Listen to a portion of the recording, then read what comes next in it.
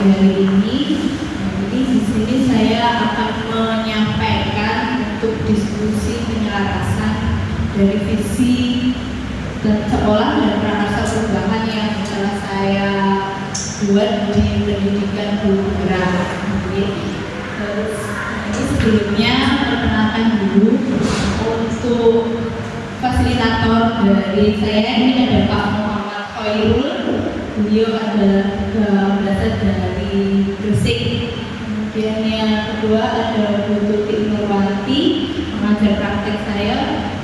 Beliau adalah guru TK di Darmawan Sikil Balong. Saya sendiri itu sudah kenal ya. Di sini saya mohon bantuan Bapak Ibu untuk kita berdiskusi bersama tentang visi misi sekolah.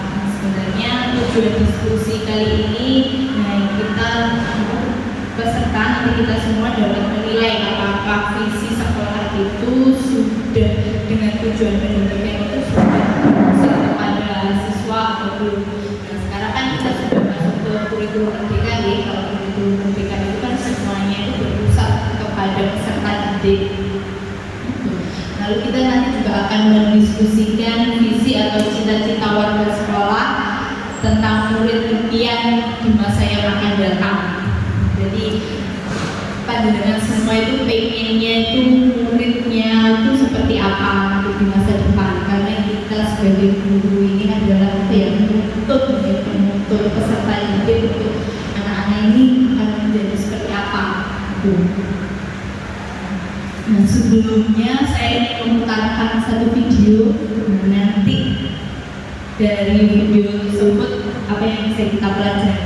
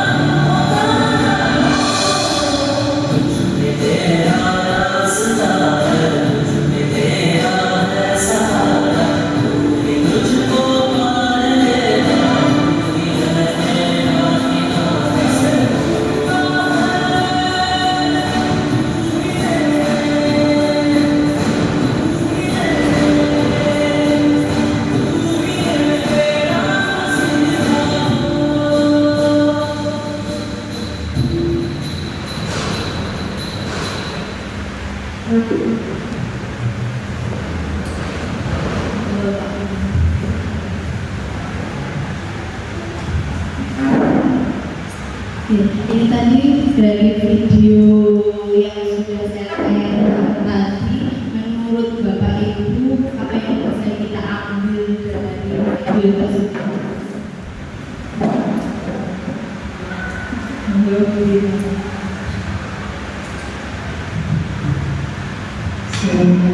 Assalamualaikum warahmatullahi wabarakatuh.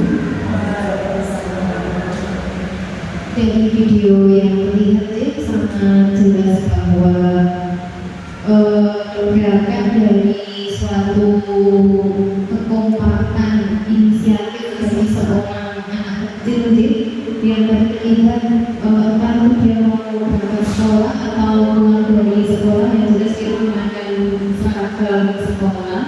Kemudian dia memiliki inisiatif untuk menggerakkan semua yang ada di situ. Dia tidak terpikir semua akan bergerak.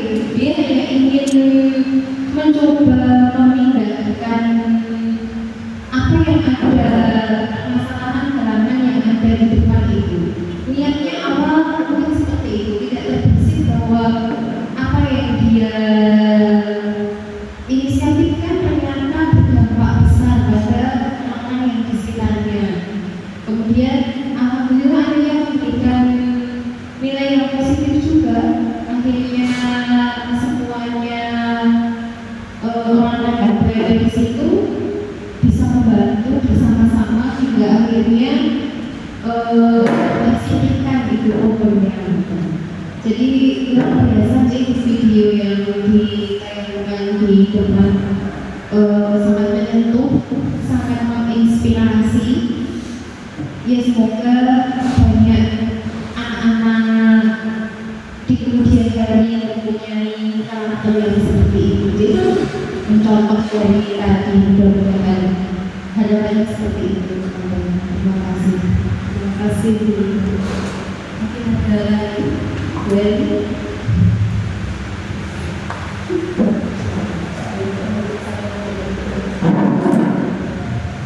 Terima kasih. Jadi kalau kita nanti lihat video itu sebagai orang tua dengan melihat seperti itu kayak tertampar gitu.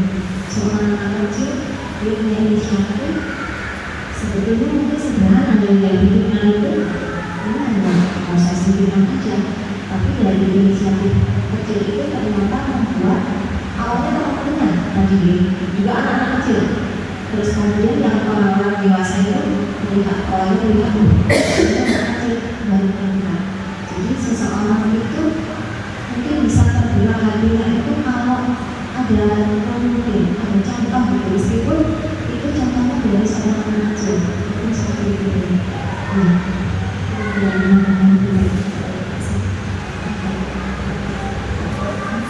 Luar biasa sekali. Jadi kita simpulkan lagi, memang benar dari video tersebut itu kan di awal kan adanya pohon tumbang ya, kita jadi adanya pohon tumbang yang menyebabkan kemacetan yang begitu parah.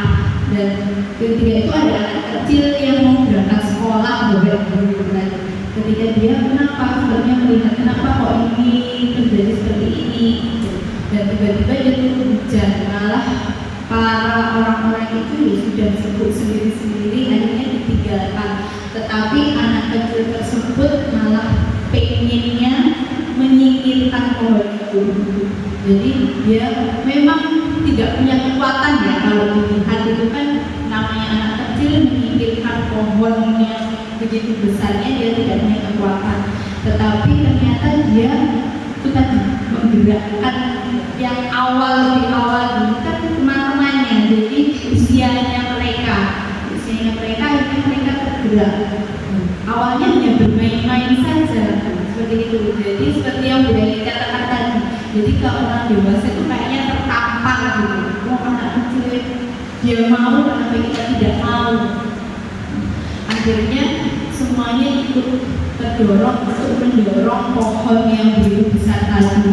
Tetapi dari orang dewasa pun dia karena anak kecil ini tidak mempunyai kekuatan, tetapi juga tidak menyingkirkan mereka. Jadi sama kita berkolaborasi bersama. Artinya kita dapat berkolaborasi bersama untuk dapat menyingkirkan pohon itu, dan akhirnya bisa berjalan dengan normal.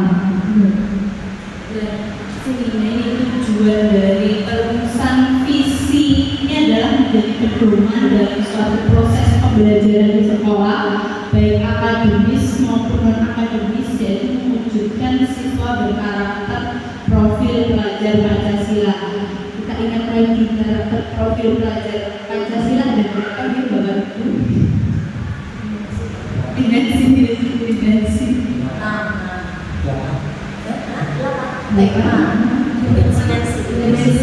P5.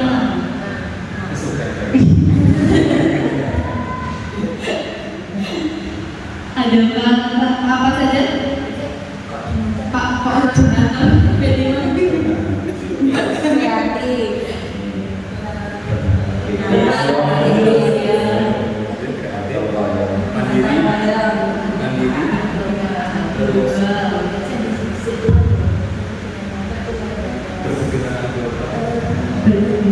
Profil pelajar Indonesia berkegiatan global.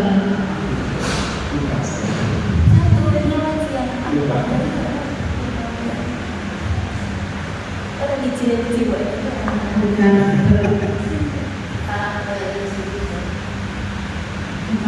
mari kita ingat bersama-sama berkebinekaan global, terus bergotong royong, mandiri, bernalar kritis, kreatif. Nah, anak kalau belajar itu biasanya yang belajar menampilkan profil pelajar Pancasilanya apa? Kita kembali lagi ke profil pelajar Pancasila, mewujudkan visi ini. Jadi dari visi dan prakarsa perubahan yang telah saya buat pada modul 1.3, kebetulan di pendidikan guru penggerak ini kami belajar tentang visi guru penggerak di modul 1.3. Ini rumusan visi saya melalui pendekatan inquiry apresiatif atau IAP. Saya merumuskan visi terwujudnya siswa berbudaya kolaborasi dalam pembelajaran. Jadi saya memfokuskan visi pada aspek P5 melalui prakarsa perubahan dirinya, yaitu mewujudkan pembelajaran yang dapat meningkatkan kolaborasi siswa melalui belajar aktif, melalui kelompok belajar aktif. Jadi saya mengambil dimensi P5-nya itu gotong royong sebenarnya, dan ini di sub elemennya yang kolaborasi. Jadi saya juga masih untuk belajar P5-nya tentang dimensi sub elemen, itu juga saya juga masih belajar lagi. Ya, kebetulan saya belajarnya ini tentang kolaborasi siswa. Kebetulan kenapa saya mengambil tentang kolaborasi siswa ini, kebetulan pas saya jadi wali kelas di kelas saya itu anak-anaknya sulit untuk diajak kolaborasi bersama. Jadi mereka pengennya tuh hanya di satu circle gitu saja. Jadi pengennya sama ini terus, tidak mau berubah. Jadi saya amati dari kelas 10 tuh anaknya seperti itu. Jadi mereka maunya kolaborasinya hanya dengan temannya saja. Tapi nanti kan di jurusan keperawatan, nah itu kan kita juga akan PKL ya, keluar di puskesmas di klinik, dan mereka harus bisa berkolaborasi dengan yang lain, bukan hanya dengan temannya mereka sendiri. Nah itu maka saya ambilnya itu tentang kolaborasi untuk meningkatkan pembelajaran siswa itu. Ya. Jadi tolak ukurnya adanya pembelajaran yang menerapkan budaya gotong royong tadi. Saya ambil di kolaborasi pada masa sekarang dan yang akan datang sesuai dengan kondisi siswa dan kebutuhan materi. Jadi siswa pun juga menjadi lebih bersemangat, bisa bekerja sama, saling membantu, dan dapat berkolaborasi dimanapun mereka nanti berada. Jadi di tempat PKL pun juga mereka tidak akan bersama temannya ini terus seperti itu. Ini jadi rencana strategi perubahan itu saya ngambilnya dari tahapan Bagja. Kebetulan di sini ada dua guru penggerak, jadi lulusan guru penggerak, ada Bu Peggy dan Bu Eli.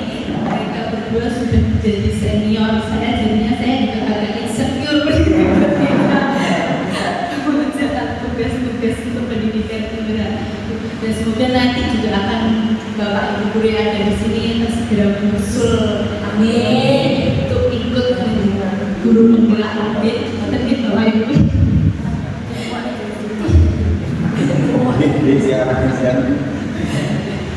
Kebetulan kan mereka juga ketua jurusan dan WA. Jadi ada guru juga, jadi nanti saya pengen memotivasi. Sebenarnya Bapak Ibu guru itu pengen, tapi mungkin karena kesibukan dari tugasnya mereka masing-masing, jadinya masih gosip-gosip.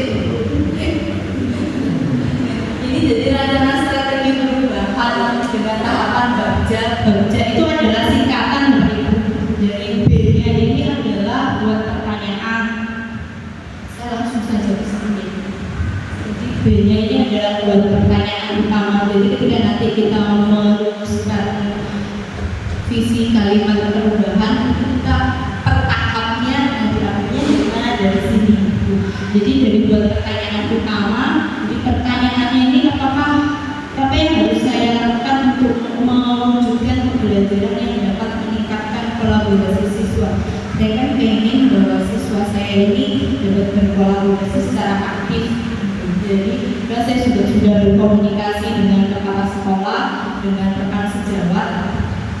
Di awal tahun ajaran baru kami dari tim produktif itu juga sering berkolaborasi. Jadi nanti pembelajaran seperti apa yang akan kami lakukan di kelas-kelas itu, karena kalau yang materi produktif yang perawatan itu memang saling berhubungan.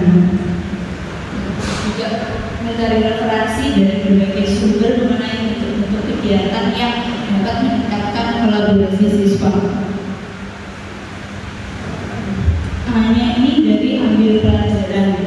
Kita bisa mengambil pelajaran siapakah di sekolah yang telah mengaplikasikan kegiatan yang dapat meningkatkan kolaborasi.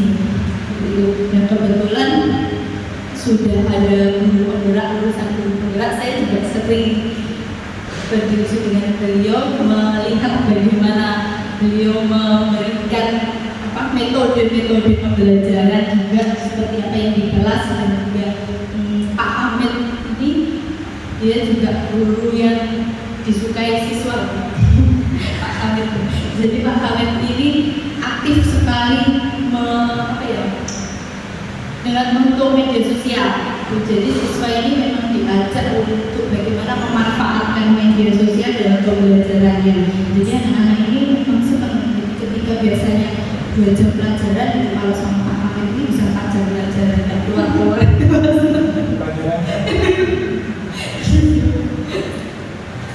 Nah, kemudian juga ada mimpi.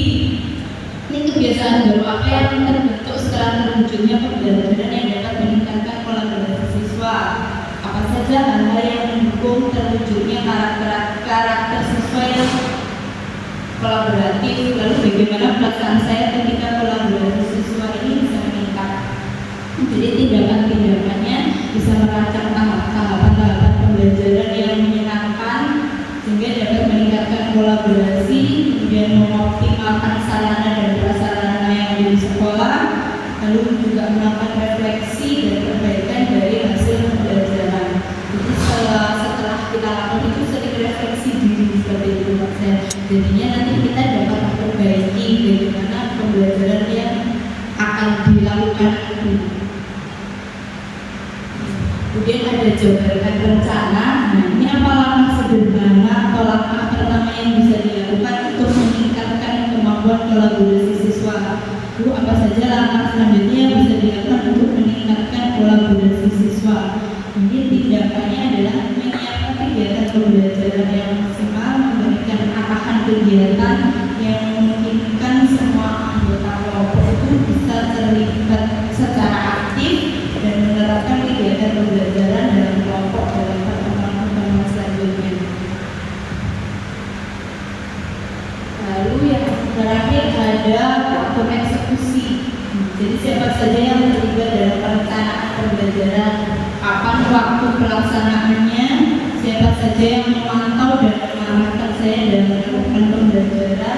terus ukuran keberhasilannya seperti apa, kemudian rencana tindak lanjut setelah pembelajarannya seperti apa.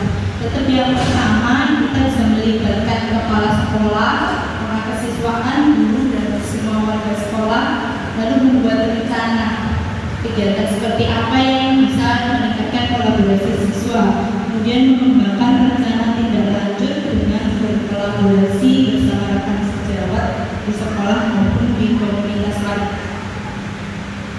Nah, kebetulan yang aksi nyata yang sudah saya lakukan kemarin itu berkolaborasi dengan kepala sekolah dan kemudian dengan rekan sesama tim produktif keperawatan. Kebetulan dulunya 4 orang Bu.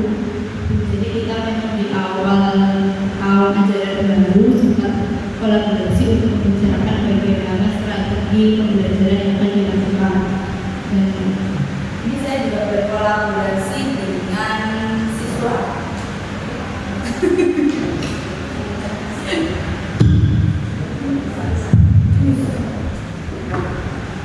Dan berkolaborasi dengan siswa yang nanti akan menerima materi dari saya. Jadi dokter ini juga melakukan. Jadi saya kemarin itu memberikan, kebetulan saya produktifnya itu tentang penyakit. Jadi kemarin saya kasih kasus. Dan sebelumnya saya anak-anak itu dibagi kelompok, tapi kelompoknya dengan speed. Jadi saya pilih yang 10 besar, mana yang masuk 10 besar itu saya dibagi untuk jadi ketua dan sekretaris anggota kelompoknya, jadi di speed seperti itu. Jadi mereka diacak kelompoknya biar bisa berkolaborasi dengan semua.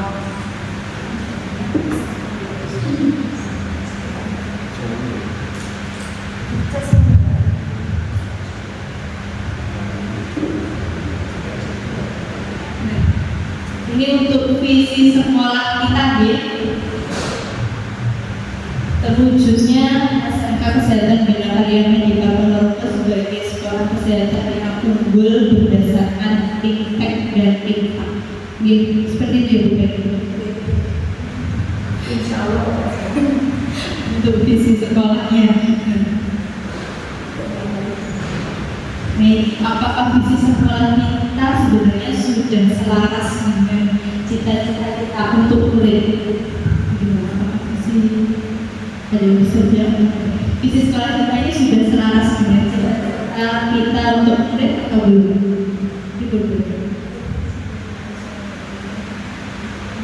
Sudah berpusat kepada peserta didik atau belum dari visi yang kita cita.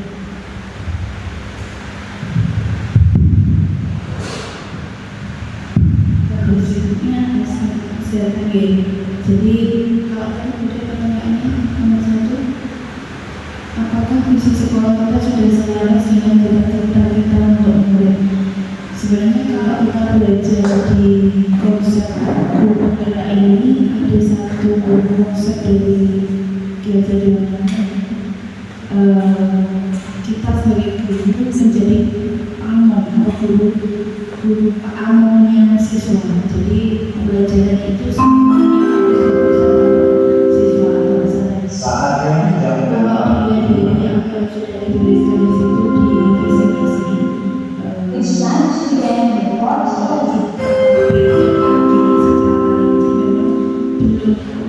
belum secara detail dijelaskan di situ. Tetapi sebenarnya dari visi-visi itu luas sekali Pak Zainal. Tetapi memang belum terbagi. Mungkin nanti bagiannya ada di bagian misi. Misinya belum begitu. Saya seperti itu. Jadi kita memang harus berpusat kepada peserta didik. Kalau dari mungkin apakah visi sekolah kita sudah berpusat pada peserta didik?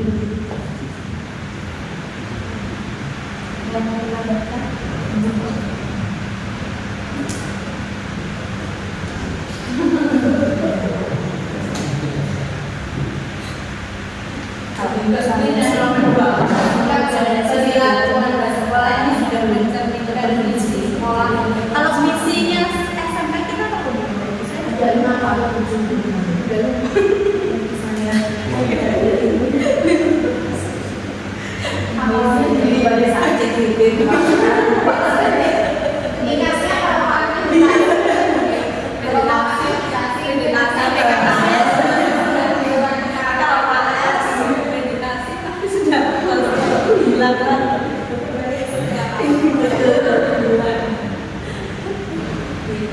Jadi kita kembali ke visi tadi ya, berdasarkan impact kalau impact dari kebiasaan kita mungkin di sekolah kita juga sudah membiasakan budaya positif ya, mulai dari masuk sekolah itu sudah disambut dari bapak ibu di depan, salaman, kemudian sholat berjamaah, dan di awal pelajaran ada asmaul husna dan hafalan surat pendek. Itu juga sudah mengunggulkan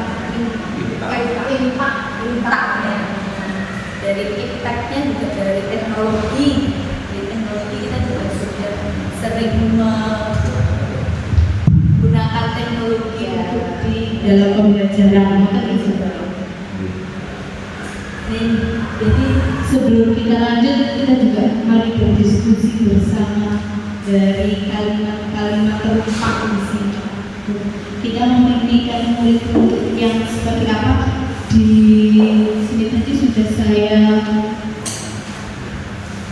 sebarkan untuk nah, coba kita pengennya itu kita memimpikan murid-murid yang bagaimana. Jadi kita percaya bahwa murid ini adalah apa? Terus murid di sekolah kita sadar betul kita warga sekolah ini yakin untuk bagaimana, dan kita sekolah ini paham.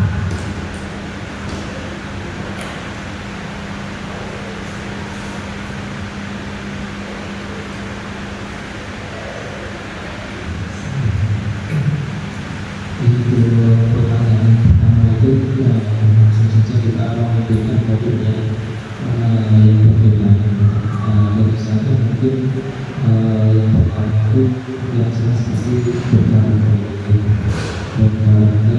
terus berkarakter mandiri, aktif, kreatif, inovatif, lalu bekerja keras. Sekarang kita SMK lulus langsung kerja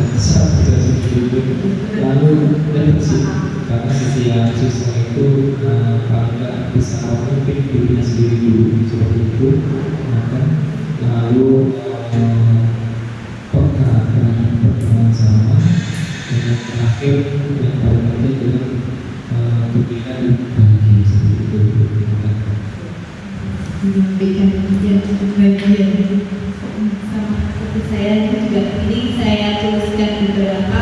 Kita memberikan murid-muridnya yang berada berapa mulia seperti visi dari SMK kita, gembira dan bahagia tadi. Jadi kita memang harus sesuaikan, harus bagian juga dari sekolah, berkarakter juga aktif sesuai dengan profil pelajar Pancasila. Kembali lagi ke situ, profil pelajar Pancasila itu mandiri, peka terhadap perkembangan zaman. Sama seperti di filosofinya KHD, kita harus sesuai dengan kodrat alam dan kodrat zaman. Jadi kita tidak mungkin pelajaran kita memberikan materi kepada siswa disamakan dengan 10 tahun kemarin. Jadi siswa anak yang 10 tahun yang dulu dengan anak yang sekarang sudah berbeda.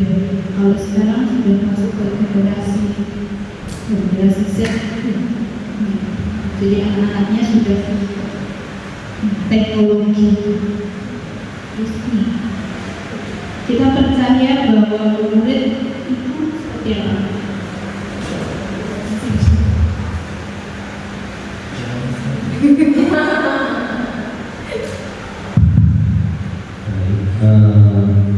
Jadi menurut saya,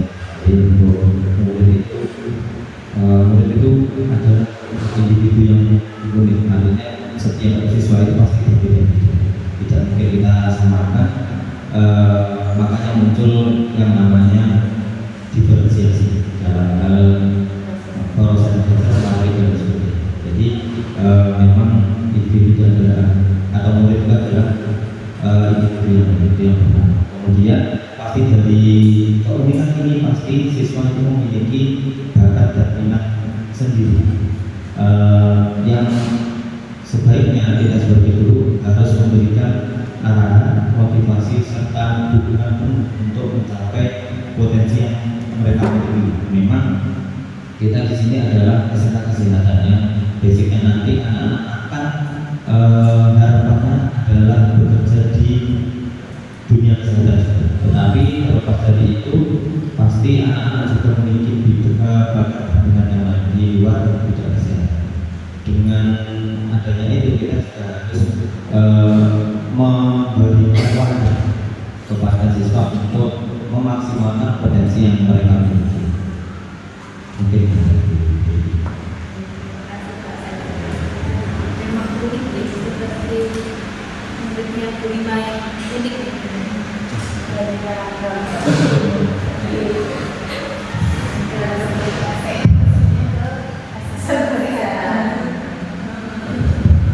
jadi memang unik. Jadi kita juga mulai belajar untuk pembelajaran berdiferensiasi gitu. Jadi untuk ini yang sulit, kalau saya sendiri sulitnya memahami karakter anak ini kan tiap anak berbeda. Jadi kita juga mulai belajar bagaimana memahami anak ketika dia suka tentang audiovisual atau mungkin estetik, apalagi yang estetik. Jadi biasanya kan kalau anak di kelas itu tidak bisa diem, kita yang gemes melayu sana yang sering kadang nggak mau berada di kelas, gurunya sudah datang, sudah di kelas 30 menit, anaknya baru datang misalnya, terus ternyata tiba-tiba dia ada di lapangan seperti itu biasanya. Itu memahami pribadi siswa yang unik tadi. Terus mungkin di sekolah kita sadar betul bahwa kalau dari 2005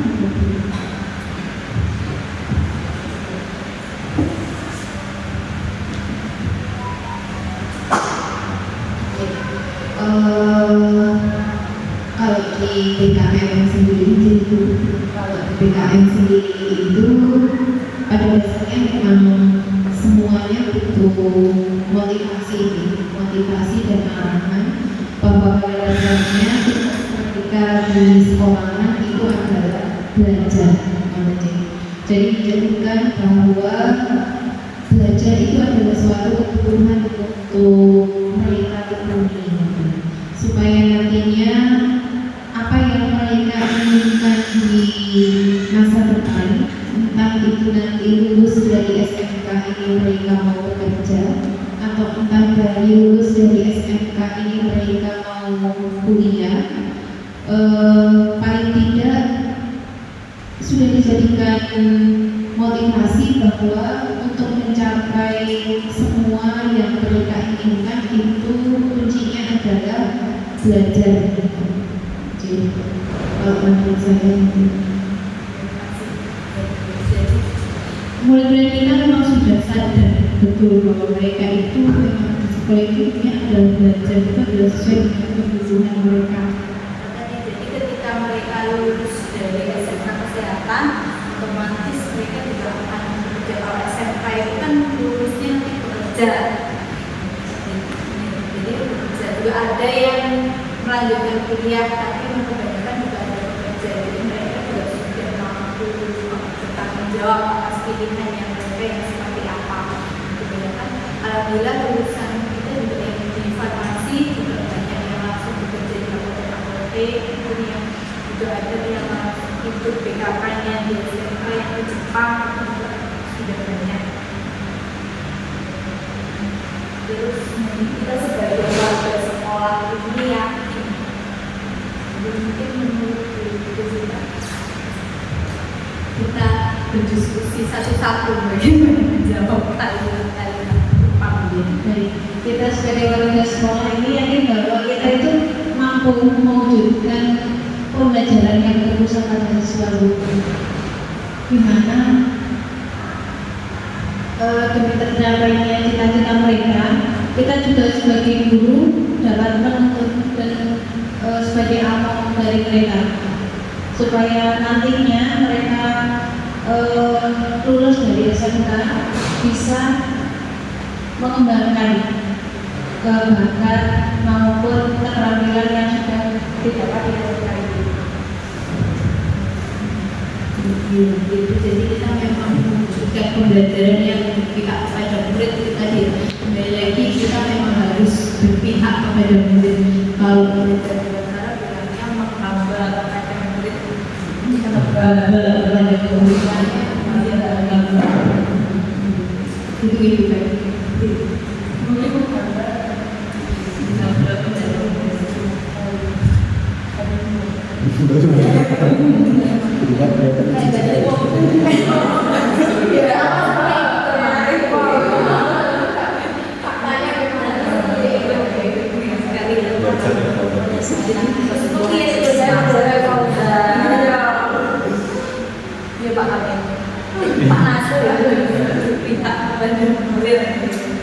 kita menuruti menjaga, tapi juga kita juga harus membatasi ya, jadi tidak hanya dibiarkan kayak layangan itu digocek ini.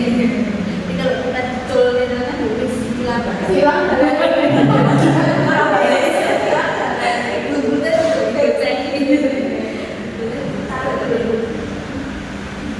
di sekolah kita juga mengutamakan menjadi pembelajaran kita memang sudah mengutamakan pembelajaran yang berpihak kepada murid, mengembangkan karakter sesuai dengan profil pelajaran yang sesuai dan pelayanan yang prima sesuai dengan kebutuhan siswa kita.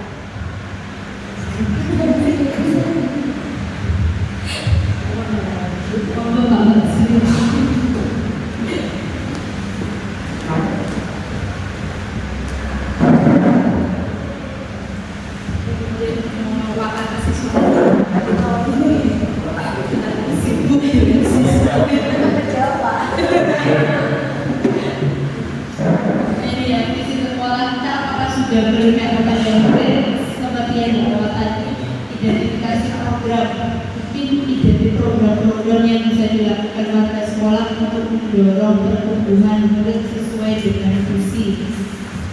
Ini Pak Fadli yang dari Batam langsung visinya sekolah masih gampang karena lambat jadi konsekuensinya. Apakah visi sekolah kita sudah berpihak kepada murid Pak? Namun, alhamdulillah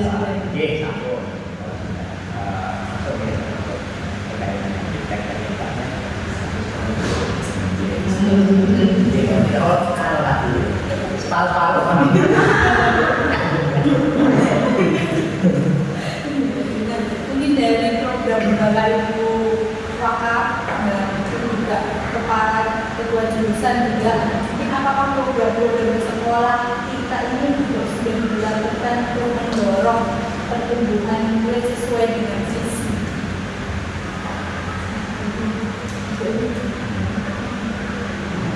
Dari programnya kamu apakah sudah sesuai dengan sesuai dengan visi? Terima kasih.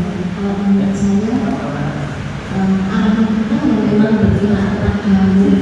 Jadi terlihat dari ketika di pembelajaran awali kami sudah melakukan sesuatu diagnostik apa itu oleh guru BK, dan dari situ kemarin kita belajar tentang anak-anak itu masih ada yang suka melukis, tampil, ada yang suka menjadi dan gambar, ada yang dia harus bergerak terlebih dahulu kalau dia memahami itu harus bergerak. Dan kalau siswa berbeda bukan melakukan di bukan mungkin bergeraknya yang makanan yang aktif. Kalau di sini bergeraknya mungkin lebih diajak ke komunikasinya berpraktikum seperti itu. Sudah terus kemudian selain itu kita kebetulan juga ada nomor PKK. Nomor PKK itu kita juga berkolaborasi dengan yang di luar sana. Selain beasiswa kompetensi juga di luar itu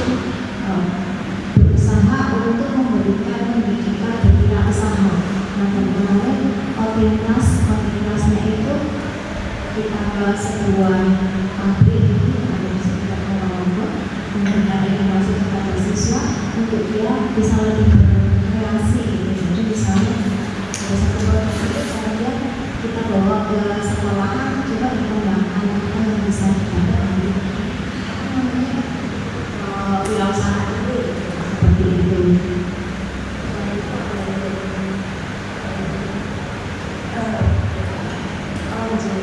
Kita juga PKL, kalau PKL itu kita sesuai kompetensi karena kita orang kesehatan nanti dari rumah sakit kita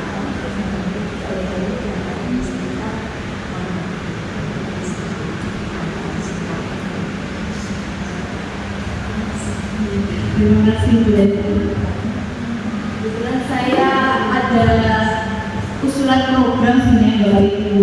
Jadi hanya 2 saja usulan program saya yang ada di benak saya, adanya praktisi mengajar dari nakes atau tenaga kesehatan dan wali murid atau mungkin wali murid. Jadi kita kan memang biasanya di SMK kesehatan gitu. Jadi saya ingin ini gambarannya seperti mungkin dari wali murid kita ada yang dari tenaga kesehatan, mungkin kemarin kan ada yang ibunya apoteker atau mungkin yang ibunya perawat, dosen seperti itu. Jadi mungkin sudah ada di praktisi mengajar yang datang ke sekolah, itu mungkin kan banyak program sekolah gitu. Jadi hanya 1 tahun sekali gitu. Jadi mungkin kita bisa berkolaborasi, jadi tidak usah terlalu mengambil narasumber dari luar kota dan apa saja. Jadi mungkin kita bisa memanfaatkan aset dari yang sudah kita punya dengan wali murid itu. Jadi dari wali murid yang mungkin bekerja di puskesmas atau mungkin jadi apoteker itu untuk mengajar. Jadi kayak guru tamu di sekolah kita. Jadi bagaimana? Atau mungkin juga dari yang pengusaha yang sukses, bukan yang kita dari SMK ya, jadi berwirausaha. Jadi mungkin kita bisa mengundang beliau untuk datang ke sekolah sebagai guru tamu seperti itu. Jadi kegiatannya tidak hanya dilakukan hanya di program sekolah saja, tapi kita bisa merutinkan untuk kegiatan tersebut. Kita bisa berkolaborasi dengan wali murid yang notabene mereka juga tenaga kesehatan atau dari yang lain, bukan hanya tenaga kesehatan. Kekuatan asetnya ini dari wali murid yang bekerja dari atas. Mungkin kita juga dekat dengan puskesmas dari puskesmas kalau 28 kan juga. Jadi mungkin programnya kita jadi bekerja sama dengan puskesmas. Mungkin kita sudah bekerja sama dengan puskesmas untuk mengadakan penyuluhan seperti apa. Jadi mungkin mulai jadi kayak merutinkan seperti itu. Terus juga alumni, kita juga mempunyai alumni yang sukses menjadi pengusaha sukses, juga alumni yang mungkin bekerja di Jepang seperti itu. Jadi untuk bekerja sama dengan kita, berkolaborasi dengan sekolah ini datanya mungkin dari nakes tenaga kesehatan yang mungkin sulit dan membagi jadwal sama mereka juga sulit bekerja. Jadi solusinya mungkin ini acaranya kita bisa lakukan pada waktu yang sudah disepakati. Kita bekerja sama menyepakati kapan videonya bisa untuk datang ke sekolah. Seperti itu.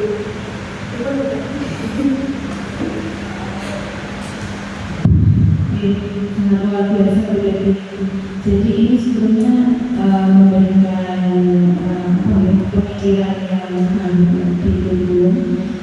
Sebetulnya saat ini sudah saya baca tadi sudah begitu saya.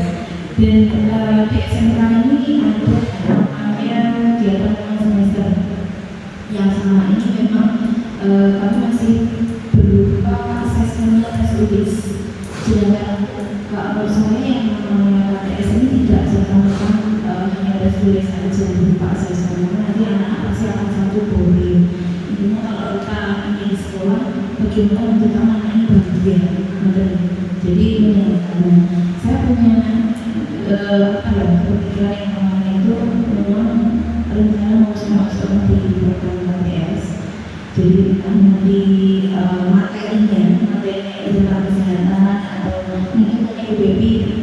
sudah menganalisis kekuatan aset ya, jadi kita ada dari wali murid atau dari tenaga kesehatan yang di sekitar gitu, puskesmas itu mungkin bisa dimasukkan di program HTS tersebut.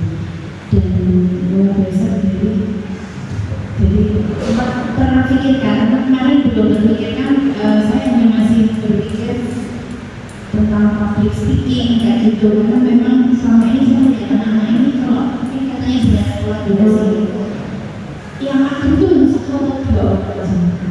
Jadi beberapa salah satu kelompok dari bilang anak-anak ini ada yang kelompoknya itu aja, pilih-pilih kelompok. Nah dari kelompok ini tuh kita sudah keadaan diskusi itu yang aktif hanya 1 atau 2 orang saja.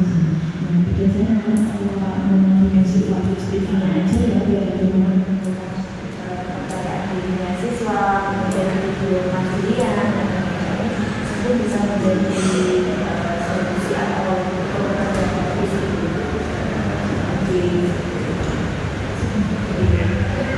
terima kasih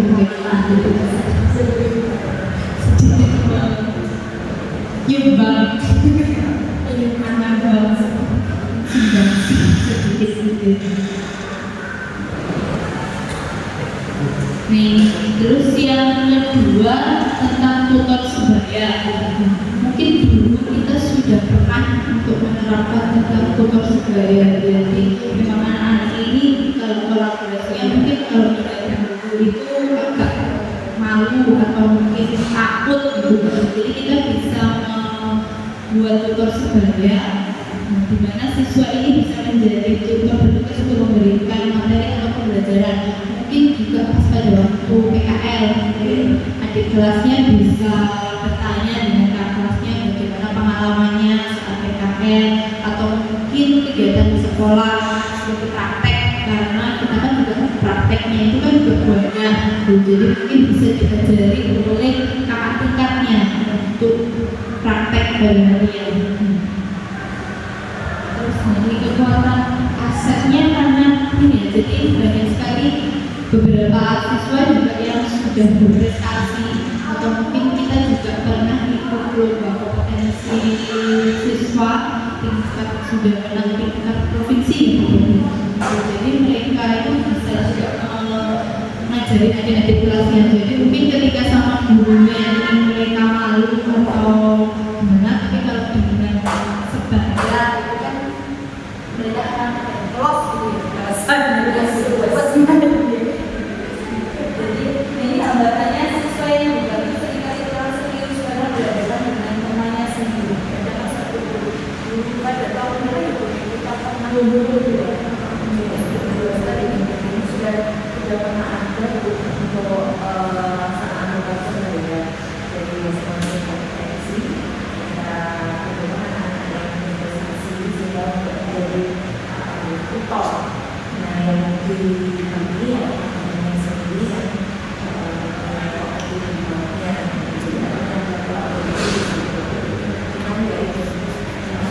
bisa berjalan lagi itu masih jadi kita kurang dari gurunya, jadi juga kurang berkolaborasi untuk bagaimana mengapa tutor sebaya ini bisa mengajari adik tingkatnya atau teman-temannya yang mungkin kurang. Jadi dan kita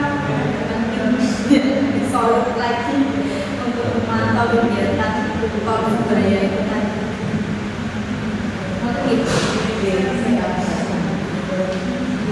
Jadi usulan programnya 2 saya alhamdulillah ya tadi mungkin saya juga sudah bisa sedikit menyumbangkan sudah diterima program menjadi inspirasi ini sudah kita merefleksi ya bukan sudah selesai kita sudah berefleksi. Kita sudah bisa menyimpulkan untuk visinya ini tadi. Kesimpulannya sebenarnya adalah diskusi dari diskusi kita tadi. Kesimpulannya kita mau visi apa enggak? Visinya kita tidak perlu visi ya.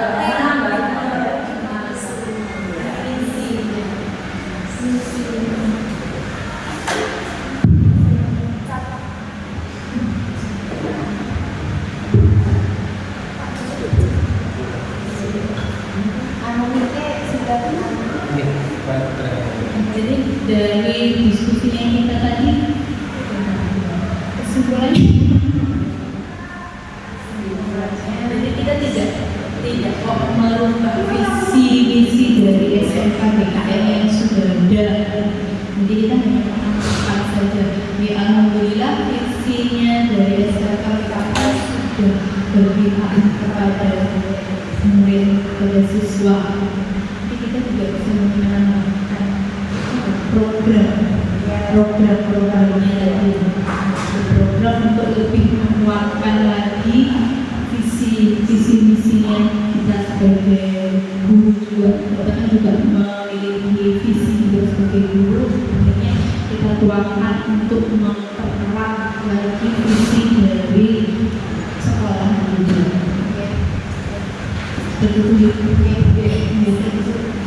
Terima kasih untuk kita sudah berdiskusi bersama. Terima kasih untuk waktunya.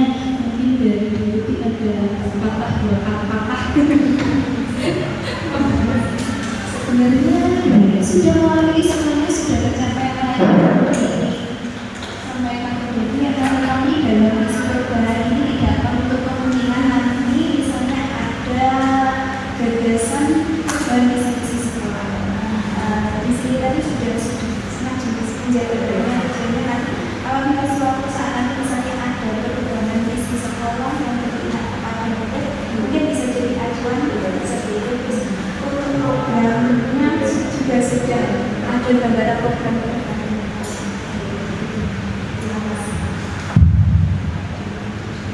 Terima kasih Bapak Ibu guru semuanya.